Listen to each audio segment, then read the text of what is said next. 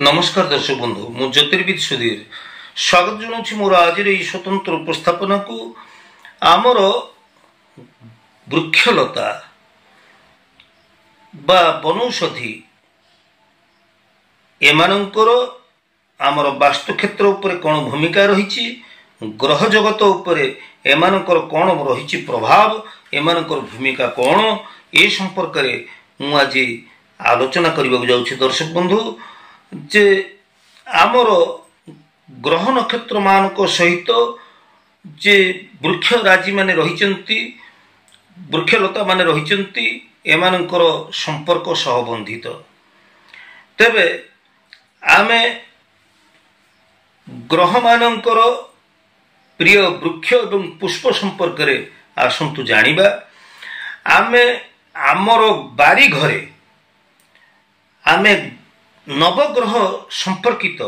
जो वृक्ष राज्य गुड़िक रही सेगुड़ी जदि आम सुंदर भाव घर चारिपटे आम जदि निर्दिष्ट ग्रहर निर्दिष्ट वृक्ष राज्य गुड़िक रोपण करवा लगेगा ताल निश्चित भाव में आमर परिवेश तो खूब सुंदर लगे तत्सहित से घर को ये ग्रह संपर्कित जो गछ गुड़िक वृक्षलता गुड़िक यह आमर घर पर विशेष मंगलकारक हेबे एवं नवगृह सदस्य मानकर नवग्रह जनित जिते समस्या रही ए समस्या को ई वृक्षलता गुड़िक सुनियंत्रित करिवे एवं गृह सदस्य नवग्रह शांति हवा सहित गोटे घरे गोटे सकारात्मक प्रभाव रहिबो एवं वास्तु शांति मध्य हबो। तेणु ई वृक्षलता संपर्क में आम जानिबा आमर ग्रह जगत रे जो 9टी ग्रहर अवतारणा करा जायछि से भितर रवि ग्रह जे पूर्व दिगर अधिपति तेणु बेल गछटी जदि आपण रवि ग्रहंकर प्रिय वृक्ष होउछि बिल्व वृक्ष बा बेल गछ आपण जदि घरर पूर्व दिगरे बेल गछ रखती एवं नाली रंगर फूल फुटुथिबार गछ जदि आपण पूर्व पटरे लगांती ताहले रवि ग्रह से घर को सुरक्षा प्रदान करती रवि ग्रह अनुकूल अवस्था रहती। दर्शक बंधु से भली चंद्र होउचंती ग्रह जगतर आ गोटे ग्रह जहाँकर दिग होउची आपणकर पश्चिम उत्तर कोण अर्थात वायु कोण ये वायु कोण आड़े उत्तर पश्चिम कोण आड़े जदि आपण पलाश गछर वृक्षटीए लगांती जदि पलाश वृक्ष उपलब्ध होउना जदि धला रंगर फूल गछ गुड़िक आपणकर घरर वायु कोण रे आपण लगांती शुक्ल पुष्प गछ गुड़िक आपण लगांती बा धला रंग फूल फुटुथिबा गछ गुड़िक लगांती यह निश्चित भाव में चंद्र ग्रह को अनुकूल अवस्था को आणती एवं से गृह सदस्य से घर को चंद्र ग्रह सुरक्षा प्रदान करती चंद्र ग्रह अनुकूल अवस्था रहती निश्चित भाव में यह घरर मंगल करिथांती। मंगल ग्रह कथा जब देखिबा ताले मंगल ग्रहंकर दिग होउची दक्षिण दिग मु ग्रह अनुसार आपण को कहूची एमानकर दिग कुआड़े एवं केउ दिगरे केउ प्रकार गछ आमे लगेइबा। मंगल ग्रहर दिग होउची दक्षिण दिग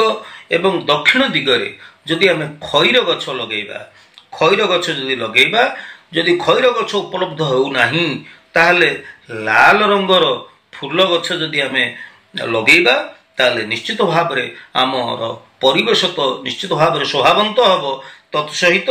से गृह सदस्य मानक पई मंगल ग्रह सर्वदा अनुकूल प्रभाव पकेबे जेते मंगल ग्रह जार भी परिवार रे खराब थाउ ना कहीं ये मंगल ग्रह अनुकूल अवस्था रे रहिबे। परवर्ती ग्रह होउचंती हमर बुध ग्रहंकर दिग होउची उत्तर दिग तेणु उत्तर दिगरे जदि आमे वृद्धदारक गछ जदि आमे लगेइबा ताहले निश्चित भाव में आमर बुध ग्रह अनुकूल अवस्था रहिबे। जदि वृद्धदारक गछ लगेया पे आमे असमर्थ होउचे ताहले नील रंगर फूल फुटुथिबा गछ जदि आमे लगेइबा ताहले मध्य बुध ग्रह अनुकूल अवस्था को आसीबे। सेही भली आमे जदि देखिबा बृहस्पति ग्रह कथा ताहले बृहस्पति ग्रहंकर दिग होउची ईशान्य कोण उत्तर पूर्वर कोण होची ईशान्य कोण एई कोण आड़े जदि बा एई दिग आड़े जदि आमे नड़िया गछ लगेइबा ईशान्य कोण रे नड़िया गछ ताहले बृहस्पति ग्रह अनुकूल अवस्था को आसीबे जदि आमे ईशान्य कोण रे कदली गछ लगेइबा ताहले मध्य बृहस्पति अनुकूल अवस्था को आसीबे एई ईशान्य कोण आड़े जदि आमे ये सब गछ लगे समर्थ हो पारुने ताहले फूल गछ जदि हलदिया रंगर फूल गछ लगेइबा ताहले बृहस्पति ग्रह अनुकूल अवस्था को आसीबे एवं से परिवार को बृहस्पति ग्रह सर्वदा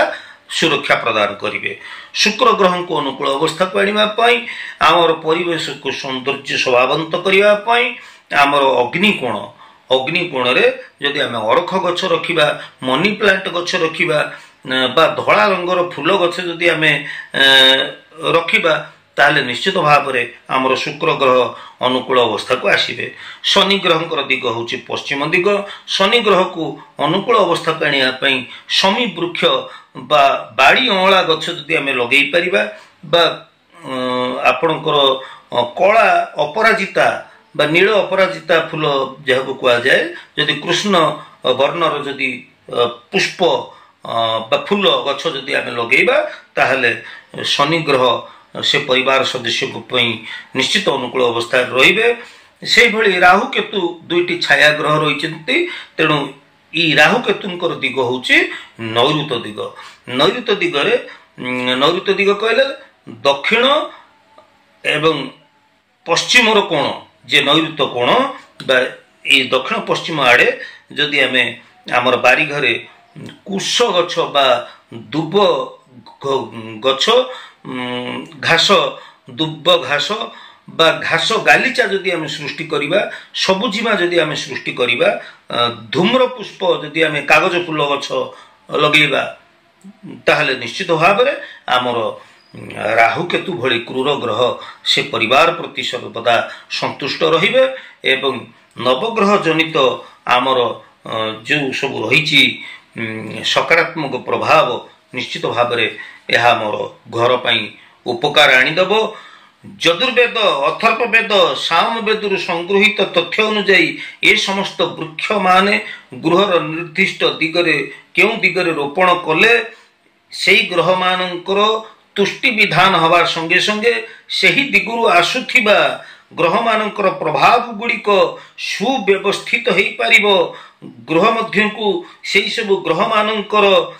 प्रभाव गुड़िक सुव्यवस्थित होके प्रवेश करिबो जहाद्वारा ग्रह मानकर संतोष विधान हो पारिबो एवं सही घरे बास करुथिबा व्यक्ति विशेष सुफल पाई परिबे। एई संपर्क रे आजिर ये उपस्थापनटी आपन केमती लागिला दर्शक बंधु मु आशा करूची निश्चित भाव में आपण निर्दिष्ट ग्रह मानकर गछ बा फूल गछ ये सब को जानी आपण बारी घरे वृक्ष रोपण करंतु गछलता लगांतु। नवग्रह शांति करबा पाई आपण नवग्रह बाटिका प्रस्तुत करंतु। मुझे भली कहली या को नवग्रह बाटिका बोली कहा जाए। निश्चित भाव में आपणकर परिवेश सौंदर्य वृद्धि पाइबा संगे संगे आपणकर घर रो निश्चित भाव में उन्नति हो पारिबो एवं यह निश्चित जन कल्याण एथिरे हो पारिबो बोली मु आशा रखुची। तेबे आज उपस्थापनाटी आपन केमती लागिला दर्शक बंधु निश्चित भाव में आपणकर सुचिंतित मतामत मत प्रदान करिवे। आज तो समय ही परवर्ती अध्याय देखा से पर्यंत विदाय नउछि। जय जगन्नाथ।